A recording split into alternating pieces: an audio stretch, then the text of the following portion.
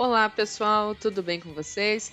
Hoje nós estamos no segundo episódio de uma série de 5 vídeos trazendo treinamento oficial Microsoft da certificação AZ900. Estou abordando todo o conteúdo desse teste em busca de levar você a alcançar o seu PES nesta certificação. Então, bora para o conteúdo de hoje. E neste segundo episódio, nós vamos abordar os principais serviços do Azure, falando dentro, né, da cloud, com os componentes de arquitetura e também com os principais recursos. Neste primeiro módulo, vamos abordar os componentes da arquitetura do Azure e falando inicialmente das regiões. Pessoal, quando nós falamos do conceito de cloud computing como um todo, desde Azure, AWS ou outros providers, pense que nós temos sempre regiões soberanas, aonde nós vamos ter ali os data centers do provider e ali nós vamos fazer a criação dos nossos recursos. Atualmente, nós temos mais de 60 regiões representando, né, mais de 140 países falando de Microsoft Azure. No Brasil, nós temos a região South, né, Brasil South, estamos com uma outra região já crescente, né, em questão de absorção de conteúdo, de requisitos, e também aonde nós podemos criar os nossos recursos, mas ela ainda não está configurada como uma região 100% par. Até eu vou trazer aqui alguns links onde a gente vai olhar essas configurações e eu vou mostrar para vocês como que está funcionando hoje ao vivo, como que está, né, o ambiente do Azure e quais são as regiões, né, onde você pode tirar até mesmo algumas dúvidas. Está fazendo um projeto, precisa fazer, né, uma avaliação para um cliente e ali você consegue mostrar em tempo real como é que está a estrutura falando de Microsoft Azure. O que é importante você evidenciar e ter bem em mente, porque também é um requisito que cai na prova, é que uma região ela é composta de um ou mais data centers. A gente sempre diz que nós estamos falando de 3 data centers, que eles têm uma baixa latência, ou seja, a comunicação vai passar pelo backbone da Microsoft entre eles, e dessa forma nós conseguimos escalonar os nossos recursos dentro de uma mesma região, fazendo a replicação dos nossos dados. É claro que isso é uma coisa que não é previamente configurada, nós que temos que configurar, e eu vou trazer alguns modelos dessa configuração para vocês, evidenciando também no portal. Falando sobre a estrutura do Azure atualmente, né, principalmente referente ao Brasil, o que que acontece? Nós temos a Lei Geral de Proteção de Dados que contempla algumas informações que não podem sair do território nacional. Então é importante, se você estiver fazendo um projeto para algum cliente, que você avalie essas informações, se elas podem ser criadas, né, o feito upload delas em uma outra região que não seja Brasil South, e também avaliar a questão de custos, onde nós também vamos olhar, né, como que funciona essa questão de avaliar os custos, a calculadora de TCO da Microsoft, que a gente chama, aonde nós vamos avaliar quanto que está custando cada recurso na nuvem. Então, falando sobre o termo região, vamos avaliar aqui, temos um site bem bacana, onde a gente pode validar aonde nós temos, né, pontos de acesso, regiões e como que funciona a comunicação da Microsoft através do mundo. Este site, pessoal, é muito bacana. Ele mostra todo um mapa de infraestrutura da Microsoft. Eu vou estar deixando nos links aqui do nosso vídeo para que você avalie também. Nós temos um filtro onde a gente pode tanto deixar na legenda a questão de geografias, regiões. Aqui até ele tem uma validação com relação a como é que está o tempo. Nós podemos filtrar aqui para modelos de zonas, se ela está disponível, não disponível, regiões que são compliance, modelos de desastre recovery, onde essas regiões estão disponíveis hoje, e pelo site a gente avalia toda a comunicação da Microsoft.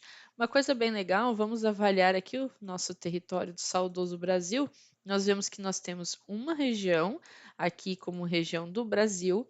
E olha só que interessante, ao clicar aqui, ele já traz para nós, né, dizendo onde fica, que é uma residência de dados, e também dizendo que ele está replicando para os Estados Unidos.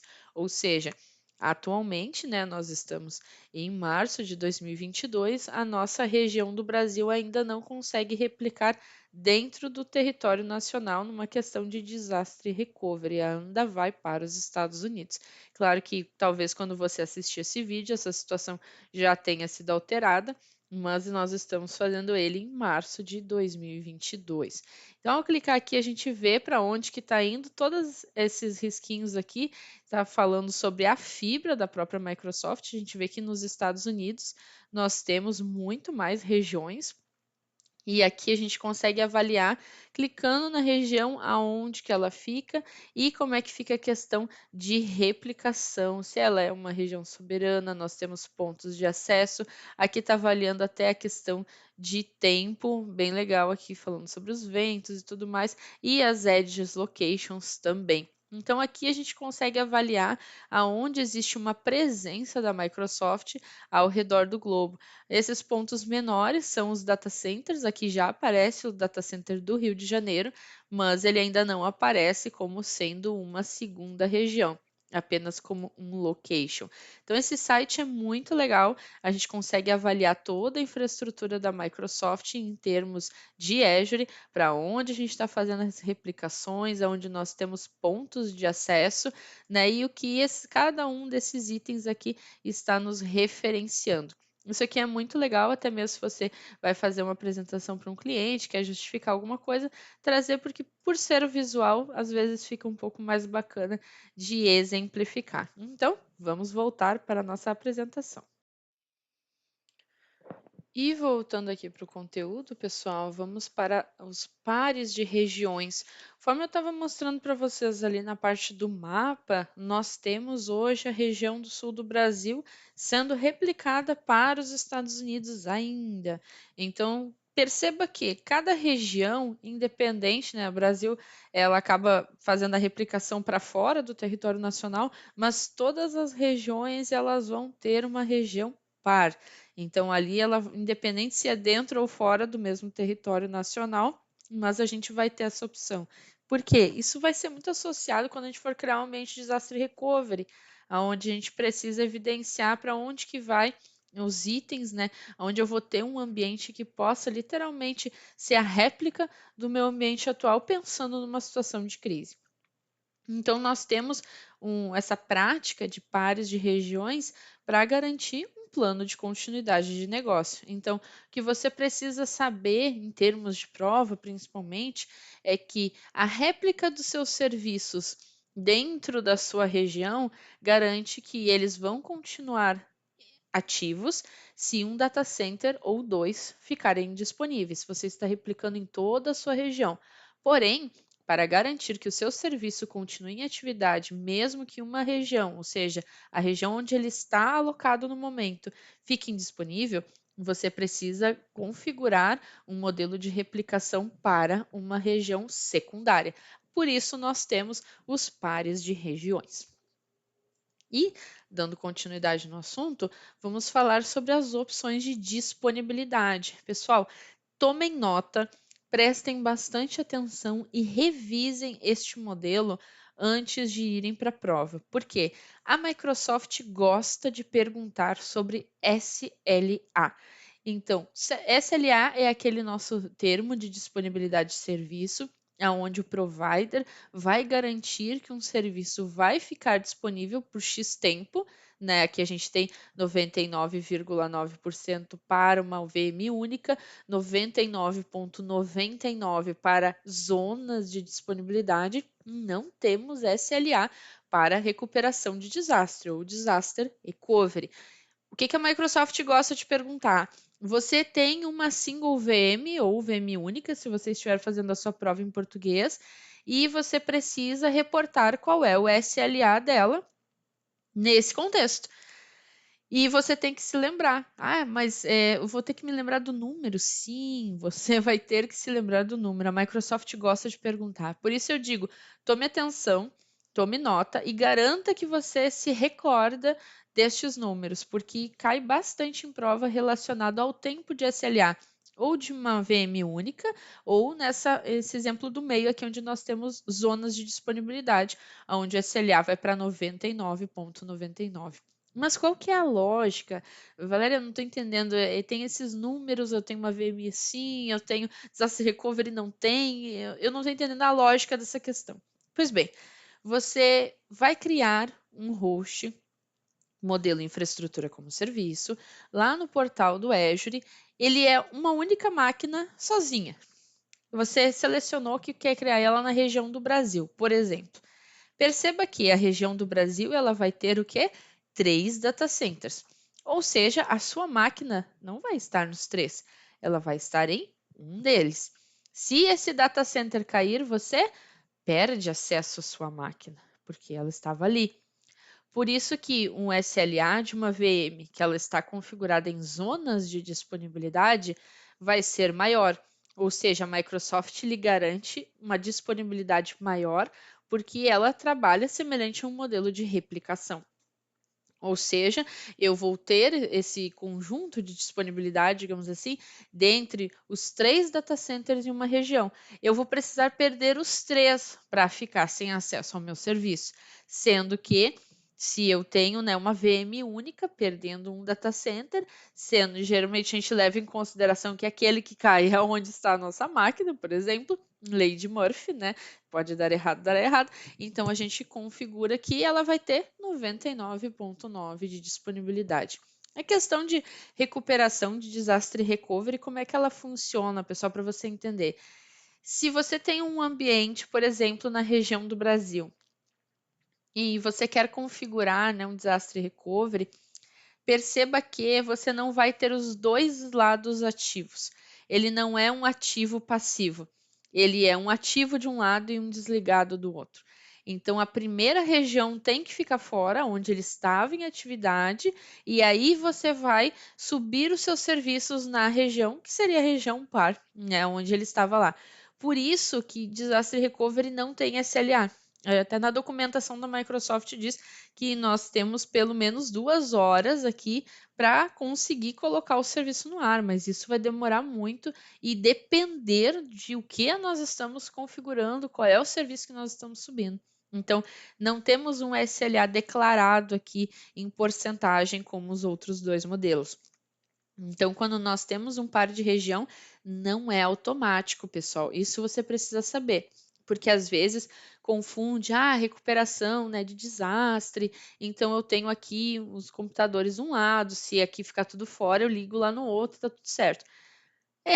Vai funcionar, mas não é tão automático assim. Isso até é importante quando a gente está fazendo uma venda para um cliente, explicando alguma coisa para as pessoas não acharem que, então essa região aqui ficou fora, 2 minutos depois a outra lá está assumindo.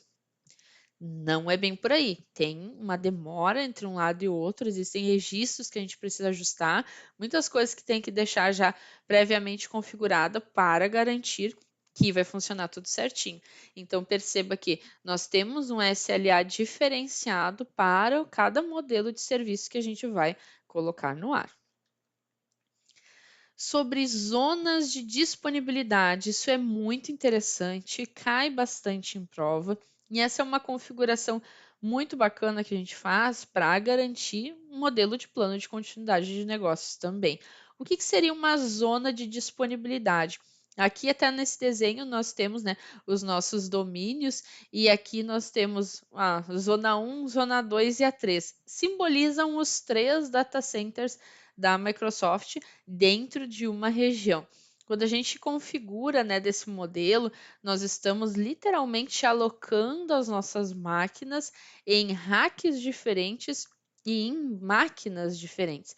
Perceba que quando você cria uma máquina lá no Azure, você está criando uma máquina virtual. Ela está numa hospedeira. Né? Semelhante a você que já trabalha com VMware, Hyper-V, seria a mesma lógica. Ela está dentro de uma hospedeira, mas a gente não sabe que hospedeira é essa.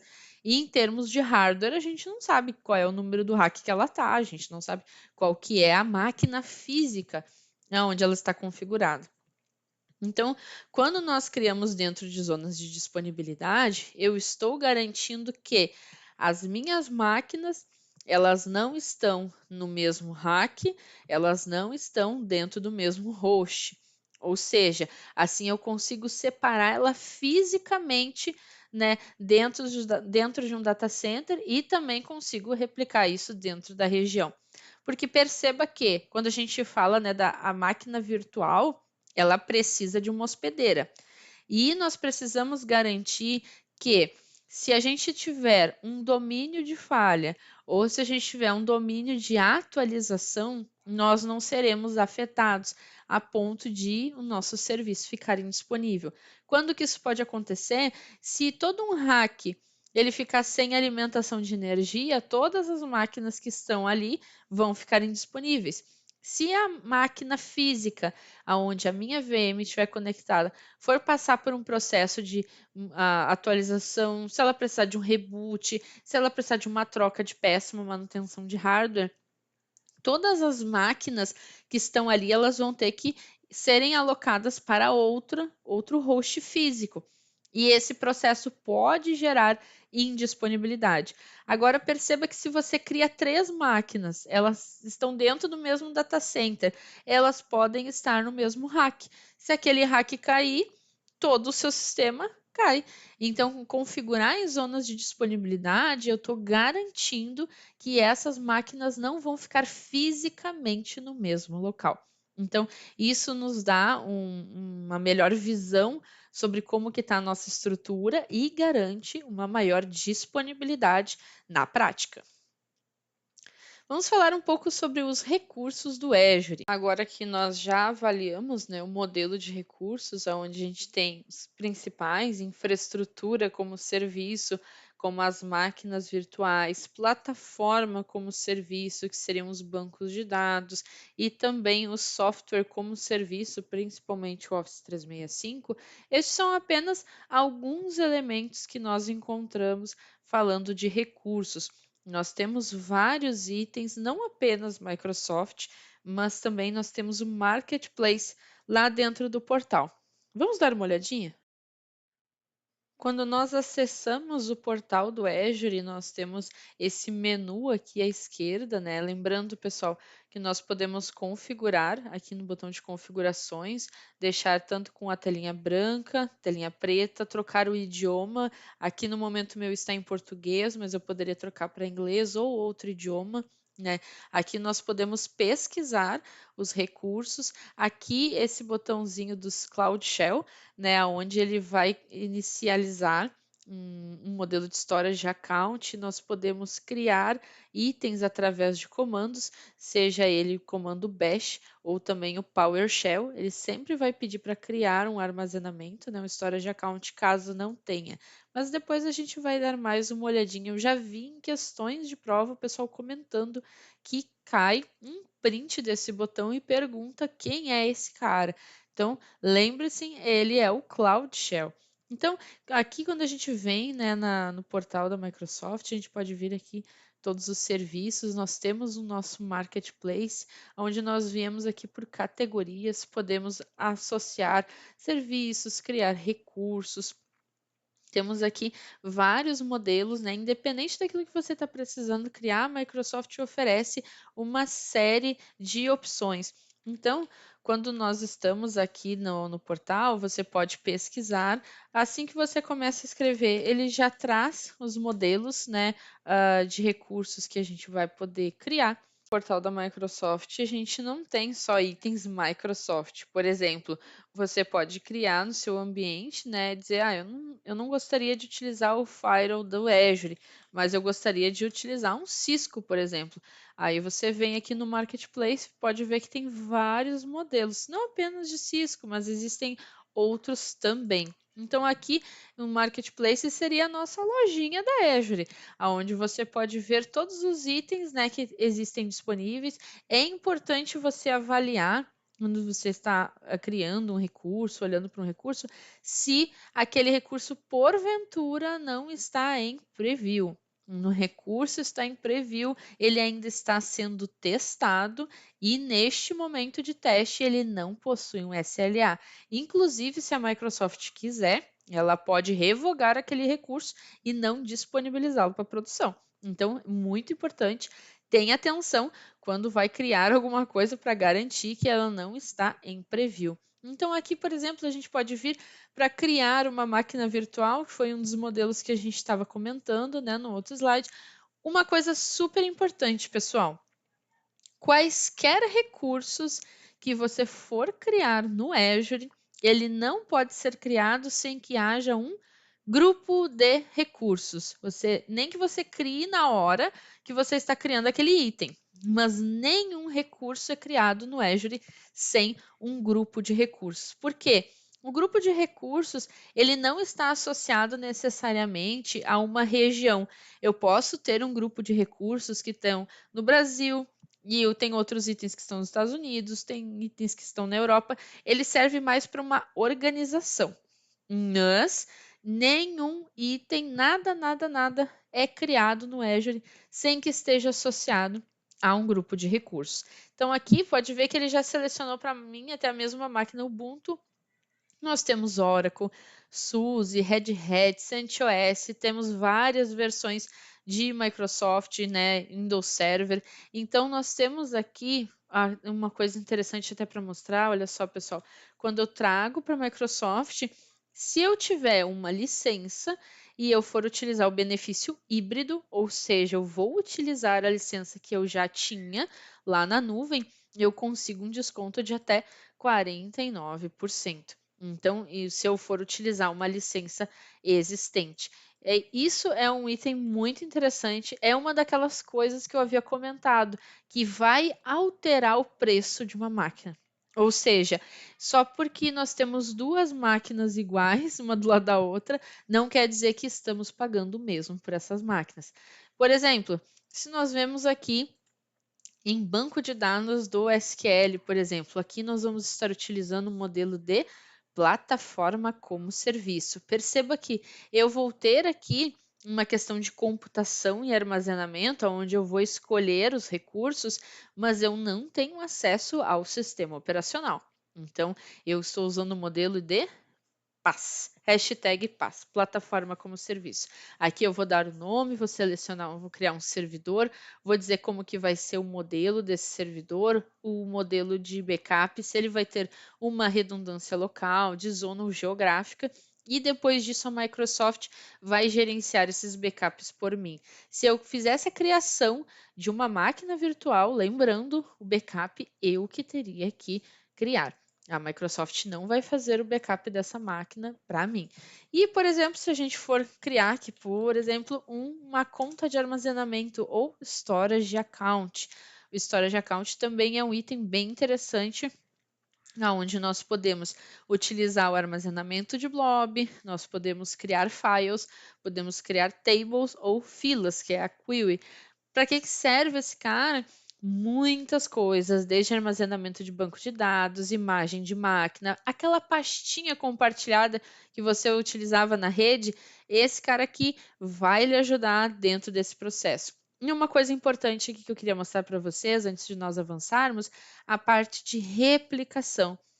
Esses itens de replicação nós vamos precisar analisar individualmente, né? Nos próximos slides a gente vai ver esse modelo, mas o modelo de replicação vai implicar em o quanto meu sistema vai ficar ativo em caso de falhas. Então, vamos voltar para o slide. Aqui é o nosso slide, nós temos outros modelos aqui, como também redes virtuais, funções, serviços de aplicativos, mas como você viu lá pelo portal e no Marketplace, nós temos muito mais itens dentro do portal da Microsoft. Na verdade, ele suporta que você crie uma estrutura totalmente na nuvem, assim como você teria uma estrutura dentro do seu ambiente físico. E deveras às vezes até de uma forma muito melhor, né? Sem contar que muito mais otimizada e com um SLA muito melhor do que se a gente tivesse ficar configurando máquina para cima e para baixo, né? Então vamos dando continuidade aqui.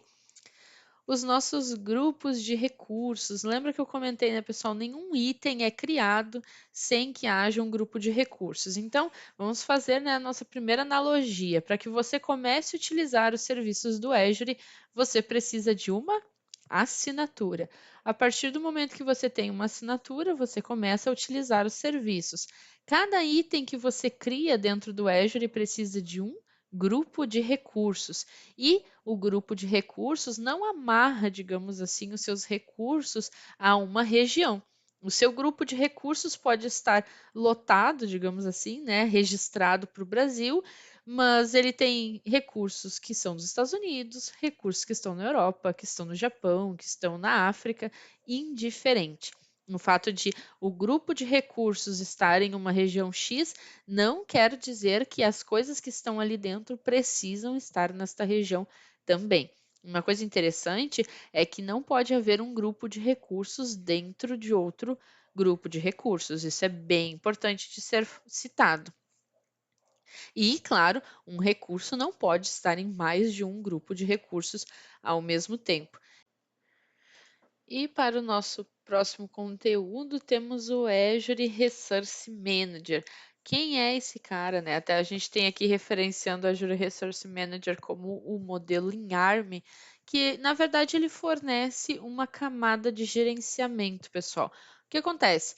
Nós temos aqui citado o PowerShell, nós temos aqui citado o portal do Azure, nós temos o CLI do Azure, clientes REST, e todos eles, por meio de uma autenticação, requerem que alguém crie os recursos. Ou seja, você está ali no portal, você clica ali em nova máquina, coloca todas as informações pertinentes e solicita que ela seja criada.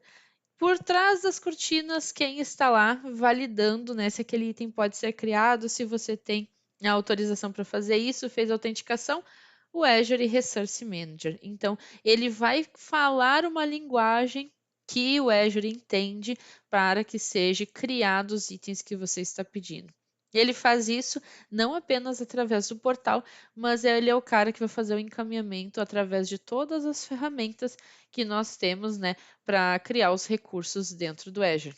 Não é um item, por exemplo, que você vai administrar, ele é quem faz, né, a criação dos recursos. Então, através, né, do portal ou até mesmo do PowerShell, do CLI, quem está sendo requisitado, né, para fazer a criação, quem que está trabalhando por nós é o Azure Resource Manager. A questão das assinaturas do Azure, pessoal, isso aqui é muito importante que você entenda, preste atenção, porque a assinatura é uma coisa que cai bastante em prova, a Microsoft gosta de perguntar, porque em um primeiro momento ela acaba, de certa forma, confundindo um pouco a cabeça da gente. Nós criamos, né, a nossa conta no Azure, automaticamente nós podemos começar a criar os recursos na nossa assinatura. Perceba aqui que nós temos esse íconezinho da chave que referencia a nossa assinatura.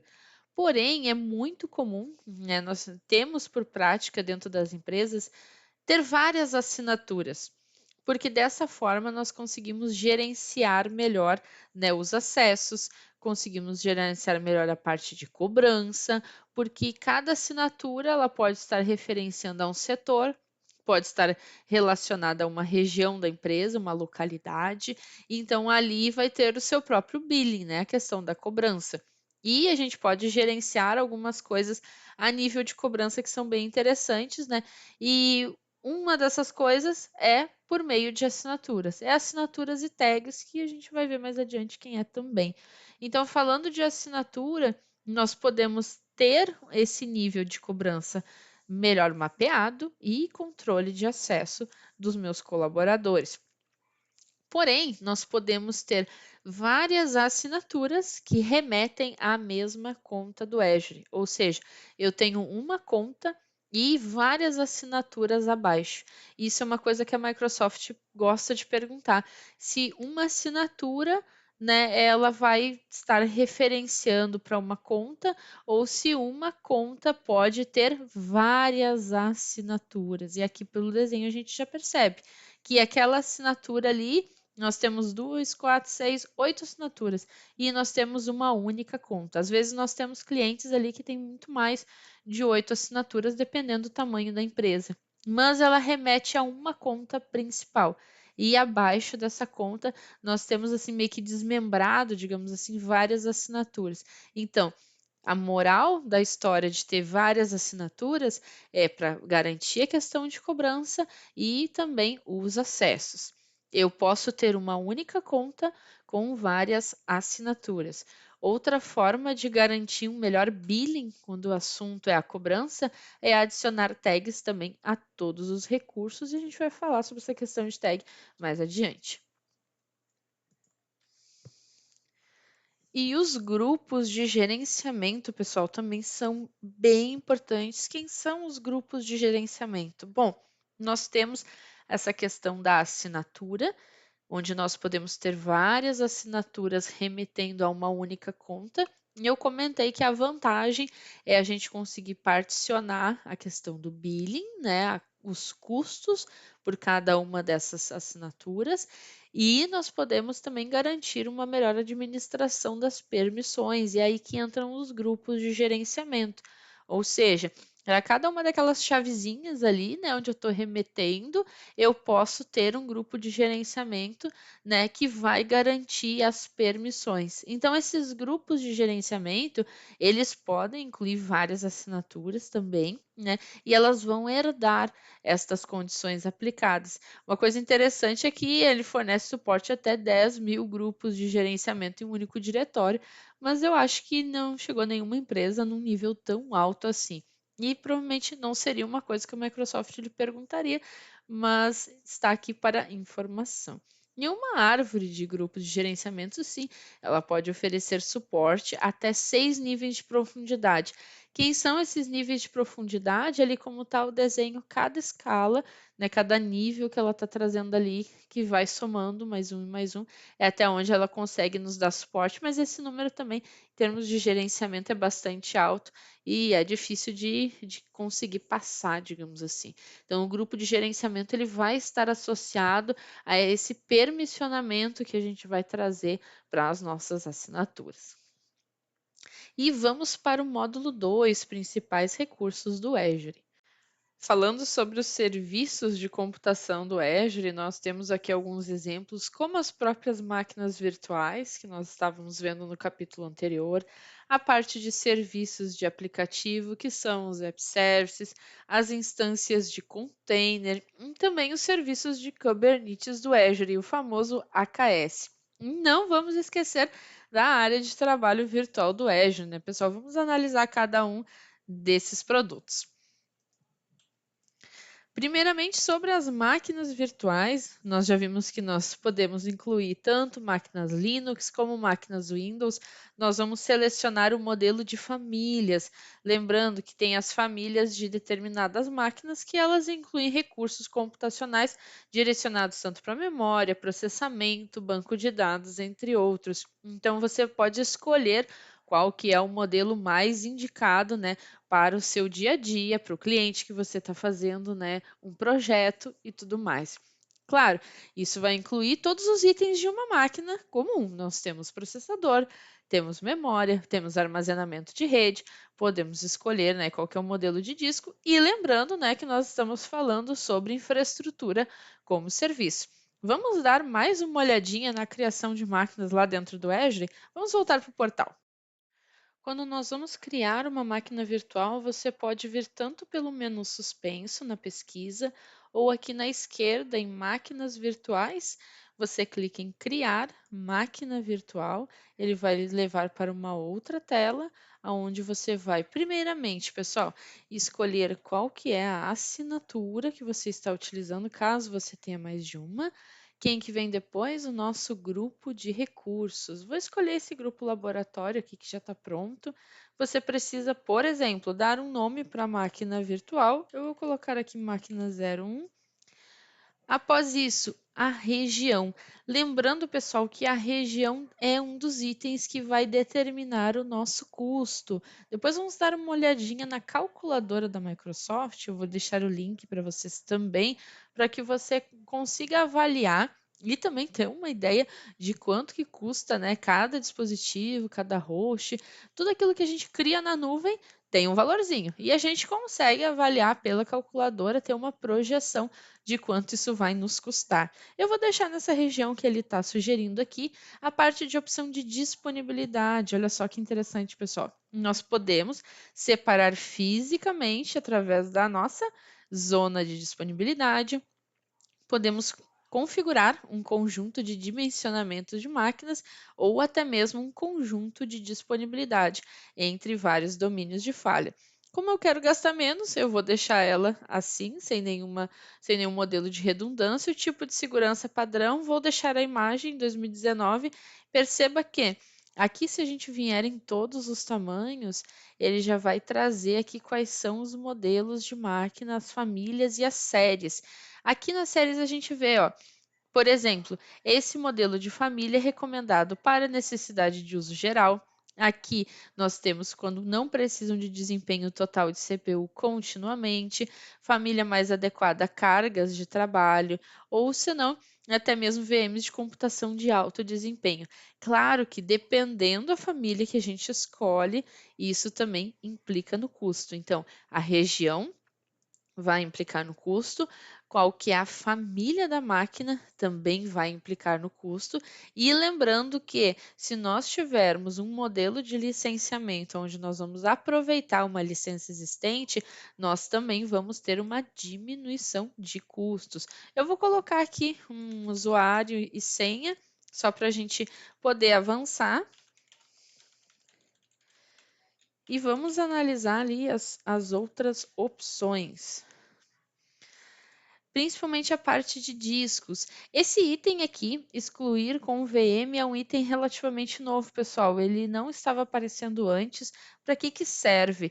Antigamente, quando nós criávamos uma máquina, quando a gente ia excluir ela, nós tínhamos que excluir todos os recursos associados. Era muito comum a gente, quando ia fazer um projeto, acessava a primeira vez, né, a máquina de um cliente, né, o ambiente do cliente, a gente achava o que a gente chamava de discos órfãos, que eram máquinas que haviam sido excluídas e ficou perdido lá um disco da VM e ninguém estava usando. E isso gera um custo dentro da subscrição. Agora não mais, porque todas as máquinas que estão sendo criadas, elas já vêm por padrão marcada essa opção. Então, quando a gente vai excluir a máquina, ele já lista todos os itens associados e questiona se a gente quer excluir os itens junto com a máquina. Outro item que vai trazer aqui uma diferença de custo é o modelo de disco do sistema operacional, ou seja, do SSD Premium até o HDD Standard. Lembrando, o HDD Standard é aquele que vai se tornar a máquina um pouco mais lenta, não é indicado para ambientes críticos, né? Mas para o que a gente está fazendo no laboratório não tem problema nenhum. O SSD Standard seria uma opção um pouco mais razoável para aplicativos empresariais e o Premium, como o próprio nome diz, a gente já percebe que ele vai ter o melhor desempenho. Sempre tipo de criptografia, nós podemos utilizar também criptografia em repouso, podemos usar uma chave da empresa, mas já existe uma criptografia. E aqui nós podemos adicionar um novo disco, seja um disco zerado, né, um disco que a Microsoft vai criar para nós, ou um disco existente, né, que porventura foi de uma outra máquina, a gente pode adicionar aqui também. A parte das redes, né, pessoal? Se você não tiver uma VNet, vai aparecer que nem está aparecendo aqui para mim agora, com default e tudo em condições de novo. Outro item legal aqui que a gente pode avaliar também é a parte onde nós vamos ter um serviço de gerenciamento e nós podemos configurar a parte de stop start dessa máquina. Olha só que interessante. Ele já vem aqui marcado por padrão que ele vai desligar todo dia às 19 horas. E isso vai alterar aquela questão do custo que eu havia comentado com vocês. Essa opção de diagnóstico de inicialização, você pode deixá-la ativada ou desabilitar, e ele vai ser uma questão de monitoramento quando a máquina sobe. Aqui, se eu já quiser adicionar uma extensão para essa máquina, posso clicar aqui e ver extensões. Olha só que interessante, de agentes de backup, posso procurar uma extensão conhecida, né? Depois disso, eu posso habilitar ela para grupos de hosts, caso eu tenha grupo de reservas. E após a parte das tags. Pessoal, a tag é muito importante. Em ambientes de produção, nós criamos o que é conhecido como policy para forçar ou para já determinar uma tag, mas em termos de provas E900, o que a Microsoft pode lhe perguntar é como que você vai criar uma forma de conseguir tirar o billing, ou seja, o custo da sua subscrição. né? Em termos práticos, você pode separar em assinaturas diferenciadas ou você pode adicionar tags a todos os recursos. É a melhor forma, a mais prática e com certeza uma das mais utilizadas no ambiente. Então, vamos voltar lá para a nossa apresentação. E o nosso próximo tópico é os serviços de aplicativo do Azure. E aqui nós temos uma plataforma totalmente gerenciada, né, pessoal? Eu gosto de brincar aqui que seria a hashtag paz, porque nós não temos acesso ao sistema operacional. Quando nós vamos criar um modelo de serviço de aplicativo ou um app service, né, se você tiver com essa plataforma em inglês, nós vamos escolher com qual plataforma que nós vamos trabalhar e lembrando que nós não temos apenas modelos de Windows aqui, nós temos de outras plataformas também. Vamos dar uma olhadinha lá no portal como é que funciona esse modelo de criação? E voltando ao portal, vamos lá em serviços de aplicativo e vamos criar um novo serviço de aplicativo, ver quais são as configurações que determinam o nosso modelo. Primeiramente, né, pessoal, voltamos aonde escolhemos a assinatura, precisamos associar a um grupo de recursos e aqui a gente precisa também dar um nome, né, para o nosso aplicativo. Vou selecionar o nosso laboratório novamente. Vou colocar aqui a aula 02, vamos ver se está disponível esse nome. Sim. Outra coisa interessante, ele permite tanto que a gente vai trabalhar com código, container, onde a gente pode escolher entre Linux e Windows e também aplicativos de web estático. Vou escolher aqui um modelo de container. Ele está falando aqui que vai ser um Linux. Eu posso selecionar para um Windows. Perceba que aqui a gente vai ter quais são as regiões, né, que são liberadas. Se a gente vai trabalhar com código, aqui semelhante estava lá no slide, a gente pode colocar se eu quero trabalhar em .NET, se eu quero trabalhar em Node, Java, PHP, Python, Ruby. Então aqui eu tenho uma infinidade de opções onde eu possa utilizar. Vou deixar um .NET aqui para ver aqui qual que é o modelo que ele vai trazer para nós. Já seleciono para o Windows. E aqui o SKU e tamanho. Isso aqui seria semelhante às famílias de máquina, pessoal, porque aqui eu preciso selecionar como que vai ser o meu modelo. Ele está colocando um standard S1, mas nós temos vários modelos. O que a gente precisa se recordar é que nós temos tanto o modelo de desenvolvimento e de teste, temos os modelos de produção e temos o modelo isolado. O isolado é aquele que vai ser mais caro, aonde eu vou ter literalmente uma máquina para mim. Então aqui o Azure vai isolar toda a computação que eu vou estar utilizando, o recurso de computação para o meu app somente para mim. E aqui ele inclui várias features, né, que vão ser disponibilizados no meu ambiente. A questão de produção, nós temos aqui a família S1, aqui eu tenho outras opções mais para trás, ó, S2, S3. Cada uma delas vai diferenciar, né, para qual modelo de computação que eu vou estar utilizando. Semelhante, como eu falei, às famílias de máquina, mas ele tem essas três categorias. Dev teste, que é a mais em conta, mais barata, mas como o próprio nome diz, não é recomendado para ambientes de produção. O modelo de produção, onde eu tenho várias opções aqui de recursos, e o isolado para ambientes críticos e que precisam de uma alta disponibilidade e performance. A partir do momento que eu escolhi um desses modelos, né, o modelo escolhido vai determinar qual vai ser o acesso a recursos que eu vou ter. Por exemplo, esse modelo S1, ele não liberou para mim, por exemplo, a redundância de zona, porque ele está dizendo aqui que esse plano de serviço de aplicativo que eu estou selecionando não oferta esse modelo. E depois a gente pode configurar o modelo de monitoramento e, por fim, adicionar as tags, né, para o nosso recurso. Isso na criação de um aplicativo web ou app service. Lembrando, quando nós falamos desse modelo, estamos falando de plataforma como serviço. Vamos voltar lá para a nossa apresentação. E, pessoal, no nosso próximo tópico temos os serviços de container dentro do Azure.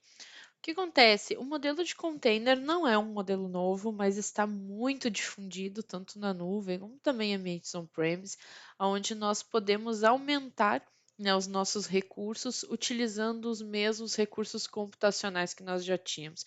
Ou seja, eu não preciso mais ter um servidor subir um ambiente de virtualização como um VMware ou um Hyper-V e ali criar várias máquinas virtuais e ter que administrar todas essas máquinas. Aqui nós conseguimos ter um ambiente onde ele vai fazer a requisição direto. Eu pulo essa parte, eu abstraio um modelo de virtualização e os meus containers eles vão estar requisitando diretamente os recursos no sistema operacional. Ela é uma oferta, né, digamos assim, do modelo de plataforma como serviço. E, claro, quando nós temos muitos containers sendo executados, nós precisamos de um gerenciamento facilitado.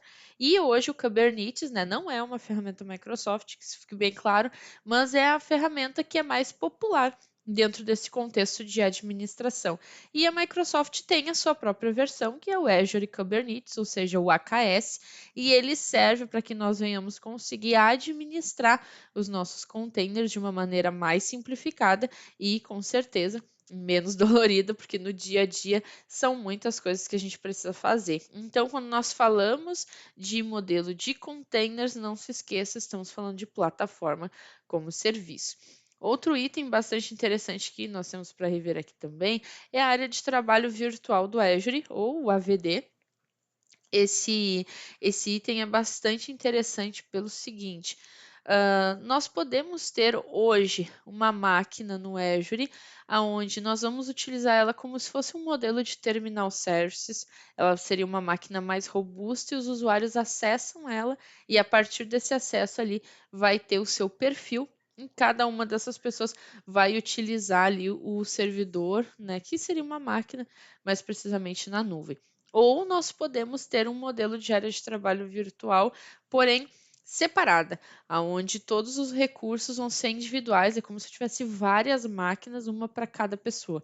É claro que esse modelo é mais caro, menos utilizado, né?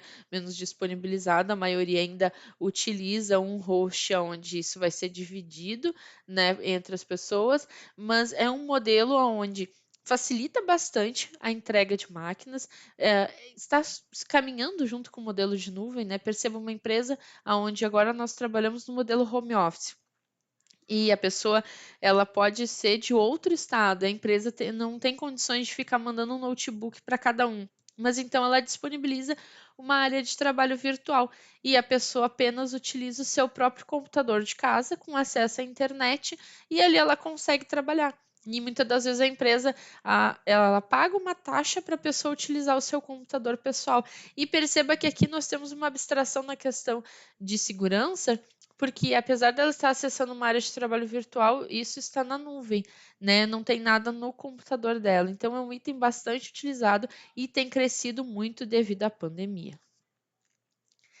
E os próprios serviços de rede do Azure, né, pessoal? Lembra que eu comentei que nós temos as mesmas features, as mesmas configurações que a gente fala no ambiente on-premise estão lá na nuvem. É claro que com nomes diferentes, alguns modelos de configuração diferenciados, mas tudo está lá. E a gente precisa saber como que faz essas configurações. Então, nós temos aqui um modelo de VNet, que são as redes virtuais do Azure, que nós podemos ter várias redes se comunicando entre si. Vamos falar sobre o peering, quem é ele, para que ele serve, né? Temos também a questão do gateway de rede privada, que seria a VPN. Lembrando que para a gente fazer um acesso do nosso data center para o Azure, nós podemos tanto ter uma VPN site to site, o próprio Express Route, também exemplificado aqui nesse slide, e também a VPN Point to Site, que é aquela onde eu instalo uma aplicação na minha máquina e a partir daí eu faço a conexão com o data center da Microsoft. E sobre os serviços de armazenamento, a gente já tinha olhado os storage accounts, que são os armazenamentos dentro do Azure, que eles podem trabalhar tanto no modelo de blob, o Azure Files, que seriam os arquivos do Azure, a parte de tabelas e filas, cada um deles direcionando para um modelo diferente de utilização. E os próprios discos de armazenamento que nós podemos criar e também ter lá na nuvem disponível dentro de um container blob. Inclusive, isso é uma coisa que a Microsoft gosta de perguntar, né?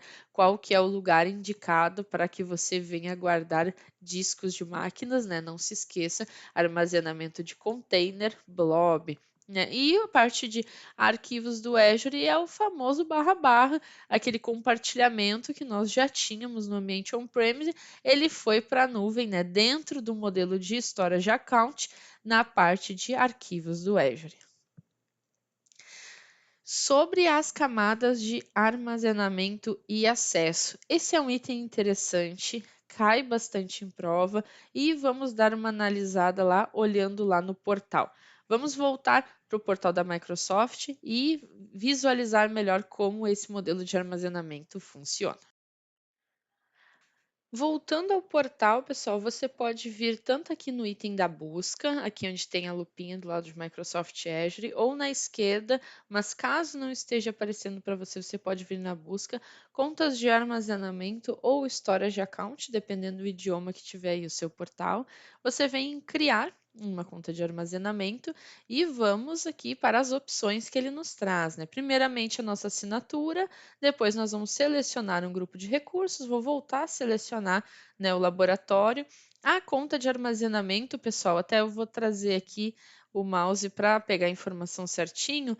Que você precisa saber? Primeiro, o nome do seu storage account precisa ser um nome único e ele deve ter de 3 a 24 caracteres, somente letras em caixa baixa, ou seja, letras minúsculas e números. Ele precisa ser um nome único. Isso é uma coisa bastante importante, principalmente quando você faz a criação por meio de ferramentas de automação. Para garantir que vai dar tudo certo, tem que colocar algumas regrinhas ali para ele não pegar um nome já utilizado. Eu vou colocar aqui STO Valéria, vamos ver se está em utilização ou não. A princípio passou. Vou colocar aqui nessa mesma região, vou manter a este as. Agora nós temos aqui as nossas primeiras opções entre Standard e Premium. O que quer dizer isso? Bom, Standard ele está comentando ali que é um modelo mais utilizado, né, para a maioria dos cenários, e o Premium recomendado para cenários que exigem baixa latência. Mas, além disso, é importante frisar o seguinte: quando nós criamos uma conta de armazenamento, ela tem um comportamento semelhante a um resource group, em que é como se você criasse uma caixa vazia. Porque após criar essa conta de armazenamento é que você vai criar, né, um blob, você vai criar um file, uma tabela ou até mesmo uma lista de filas. Até então, não tem nada criado, você está criando somente a casca, né? Somente essa caixa vazia. Porém, quando a gente cria o storage account ou conta de armazenamento, nós precisamos escolher entre o modelo Standard e o modelo Premium. O que isso implica, além de performance? Preço. Porque no modelo Premium, por exemplo, tudo aquilo que você reservar em questão de espaço, você já vai arrancar sendo cobrado. Por exemplo, se eu disser depois que eu quero 10 GB de espaço, eu já vou pagar por esses 10 GB. Se eu utilizar 1 GB, eu vou pagar pelos 10 do mesmo jeito. Então, isso é um ponto a ser citado. O standard não, vai ser dentro do modelo de pagamento conforme o uso, né? O Pay as you go. E outra coisa interessante é o modelo de redundância. Aqui nós temos o LRS, o GRS, ZRS e o GZRS. Pessoal, estes são modelos de replicação. Nós vamos falar sobre eles em outros slides também ao longo deste curso, mas o que é importante você saber já de antemão é que o LRS e o GRS e o ZRS, todos eles vão fazer cópias. Porém, nós temos diferenças aqui na questão de performance, porque o LRS ele vai fazer 3 cópias das suas informações dentro de um mesmo data center da Microsoft. Ou seja, se aquele data center cair, você perde o acesso à sua informação. O ZRS, ele também faz 3 cópias, mas ele faz essas cópias uma em cada data center. Ou seja, aqui você tem uma garantia até que a zona inteira caia. O GRS, ele faz as 3 cópias e faz mais cópias para fora do seu data center principal, sua região principal. Ou seja, você tem uma replicação de região. Então, ainda que a região primária caia, você tem acesso a esse dado na região secundária. E o GZRS, ele vai garantir que você tenha uma solução idêntica, com replicação destes recursos, só que utilizando o mesmo modelo de cópia do ZRS.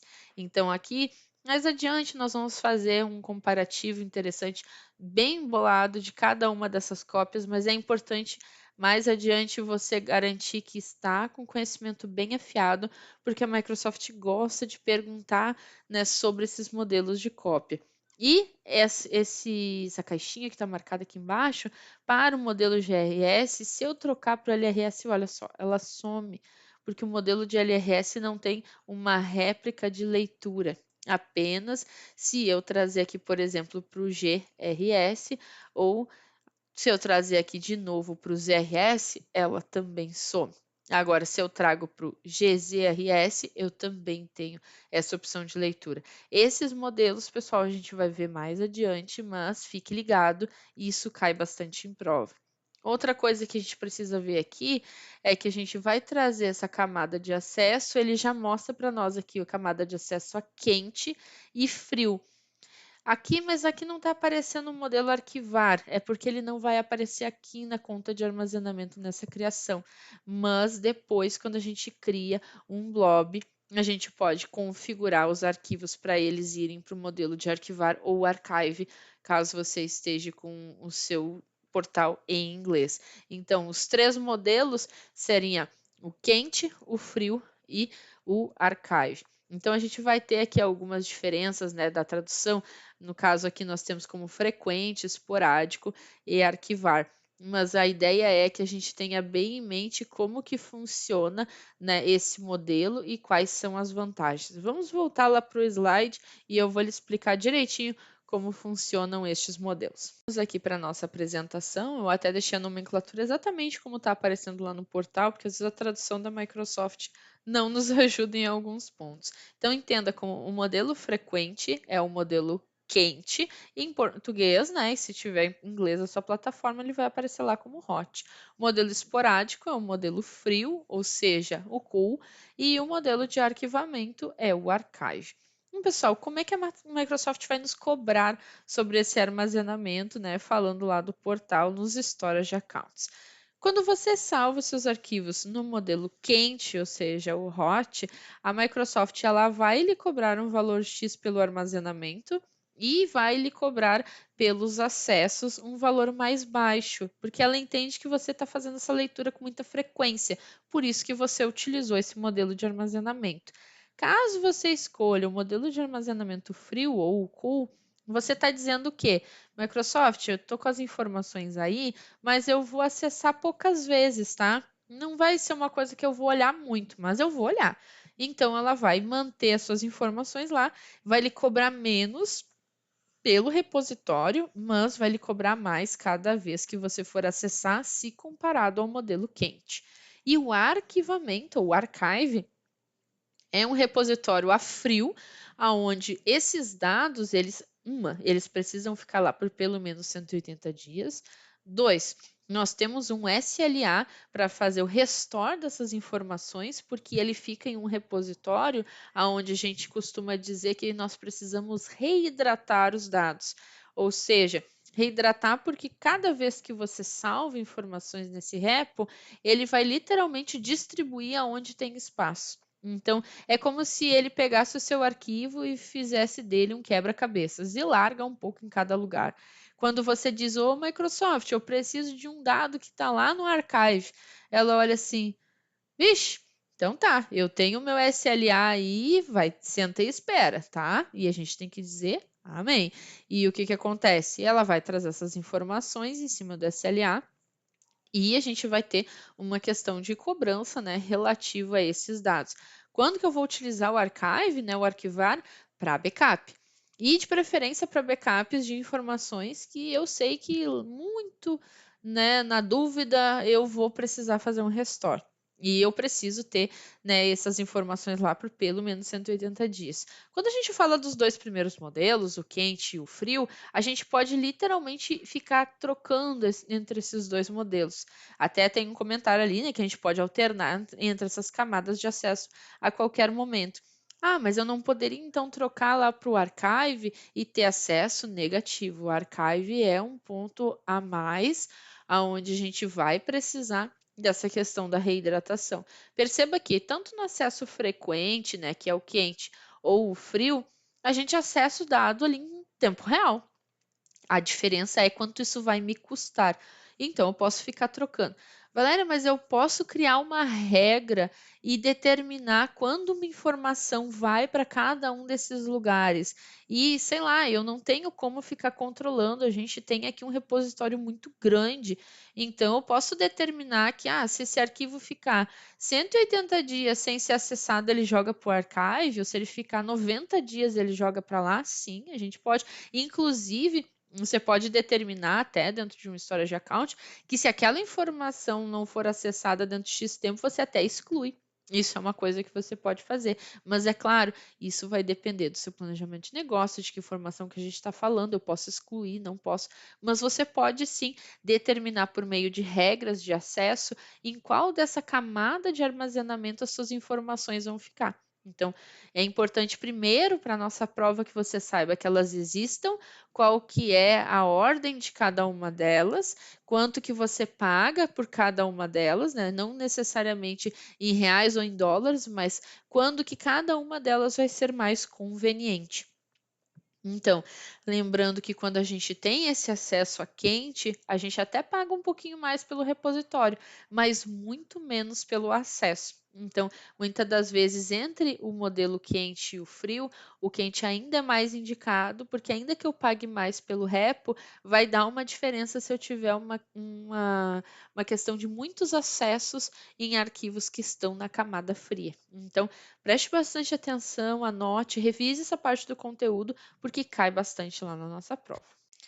E falando sobre o nosso próximo tópico, né, serviços de banco de dados do Azure, nós já tínhamos visitado principalmente a parte de banco de dados SQL, mas lembrando que nem só de SQL vive o Azure, nós temos também MySQL, Postgre, Cosmos DB, temos Databricks, temos Synapse, entre outros. Val, preciso saber o nome de todo mundo, o que que eles fazem? De alguns deles, sim, seria bastante importante para essa prova. Primeiramente, serviço de banco de dados, plataforma como serviço. O Azure Cosmos Database, ele é um serviço de dados distribuído globalmente, isso é importante a gente falar, e ele tem várias APIs. O que seria API? É que ele comunica e também garante uma entrega com vários modelos de banco de dados. Quando a gente fala do SQL, do Azure, não pense que a gente consegue apenas criar o banco de dados também no modelo de plataforma como serviço. Mas a gente pode, caso necessário, criar uma máquina e instalar o banco de dados do Azure. O que a gente precisa saber é que se a gente fizer nesse modelo de infraestrutura como serviço, você é responsável por praticamente tudo. Quando nós criamos um banco de dados dentro do Azure, aqui nós temos uma diferença, porque nós estamos utilizando um modelo de plataforma e muitas coisas aqui vão ser automatizadas pelo Azure, não vai ser nossa responsabilidade. Lembra daquela nossa tabelinha lá de responsabilidade que nós vimos na aula passada? A parte também do banco de dados do Azure para MySQL e Postgre é interessante a gente saber, porque nós temos dentro desse modelo um banco de dados gerenciado, né, seja ele para desenvolvedores ou seja open source. Então é importante a gente avaliar aqui essa questão de só porque está no Azure não quer dizer que seja coisa da Microsoft. Então nós temos vários modelos de banco de dados dentro do Azure e a gente precisa avaliar qual deles é o mais indicado para o nosso tipo de serviço. Sobre a instância gerenciada, pessoal, reforçando, quando nós estamos fazendo um modelo de migração para o Azure, uma instância gerenciada, ela vai permitir que a gente faça, aqui ele está utilizando a palavra lift and shift, mas a gente também chama isso de as is ou migra assim como tá. Porque o que acontece? quando nós temos um SQL, né, na nossa empresa, a gente quer fazer essa migração para a nuvem, nós podemos levar todos esses dados diretamente para a plataforma como serviço. Mas é importante eu colocar um adendo aqui a nível de informação também, que o que é 100% compatível de um banco de dados do SQL, quando você vai levar para a nuvem, ainda é subir uma máquina e instalar o SQL. Se tiver na sua prova alguma coisa desse tipo, quem faz as trilhas da DP900 já deve ter visto esse tipo de questão. Se for 100%, sem fazer alteração nenhuma, garantir total compatibilidade, a gente ainda vai manter o modelo de infraestrutura como serviço. Mas eu posso também fazer uma migração, lift and shift, como a gente está vendo aqui, aonde eu vou pegar os dados do meu banco e vou levar para a nuvem no modelo de plataforma como serviço.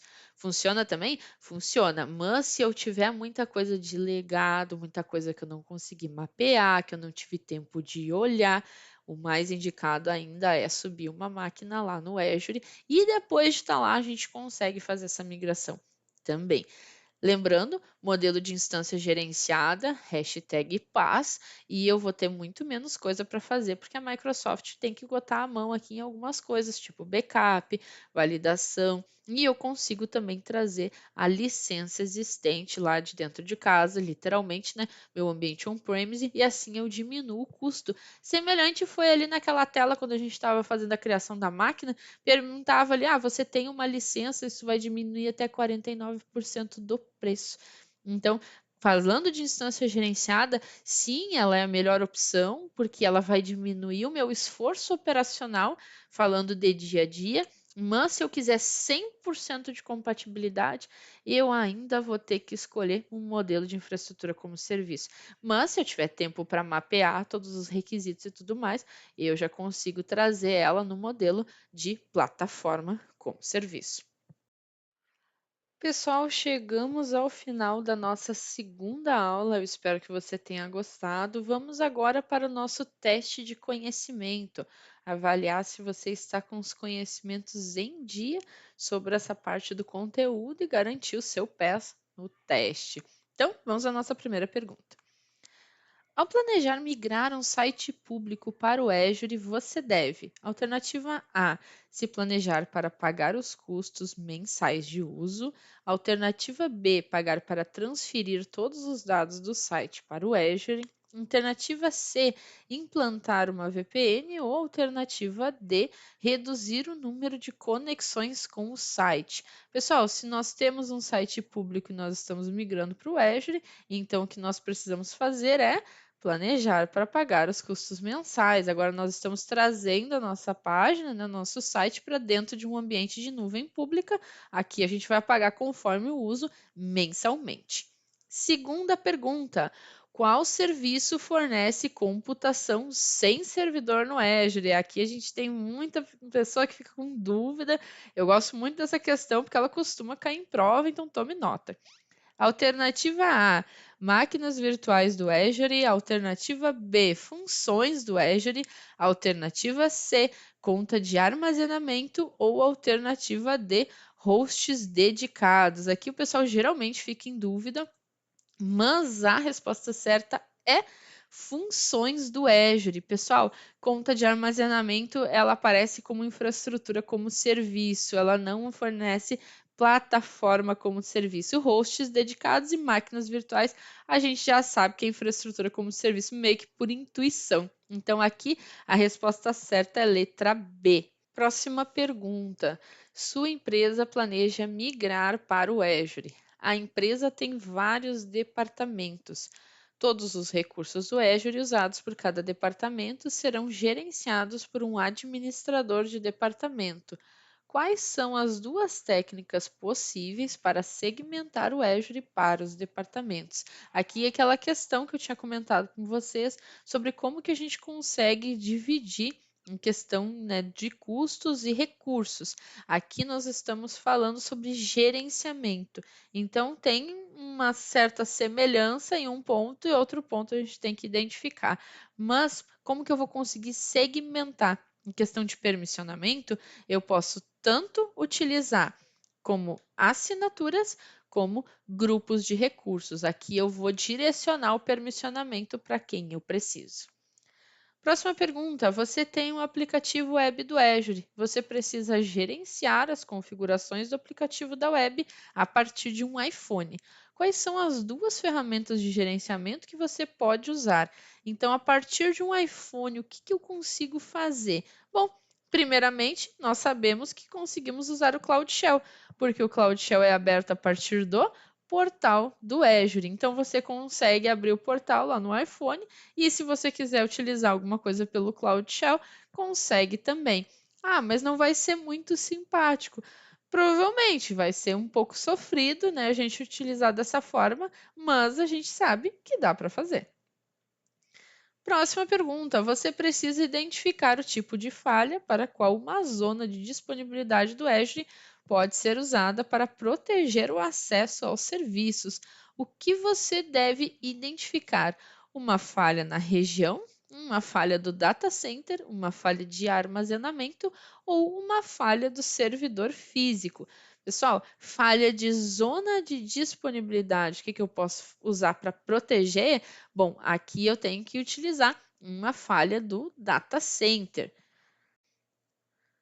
porque cada data center representa uma zona de disponibilidade. Então, quando eu quero mais disponibilidade, eu replico isso entre as zonas.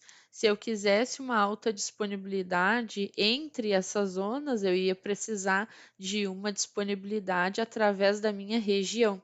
Então, para cada tipo de falha de uma zona de disponibilidade, eu estou falando da falha de um data center.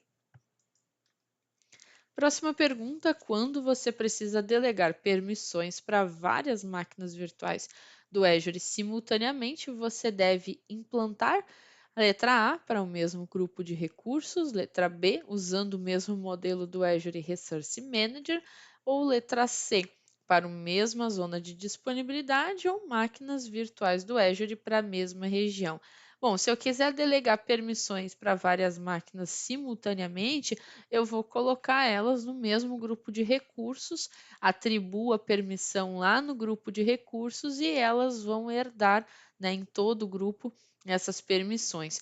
Então, isso é importante de lembrar, né? A questão de permissão ela vai ser herdada se eu atribuo lá dentro do grupo de recursos, mas utilizar o mesmo modelo não vai funcionar, a mesma zona de disponibilidade ou as máquinas na mesma região também não funciona. E chegamos ao final de mais uma aula do nosso conteúdo AZ900.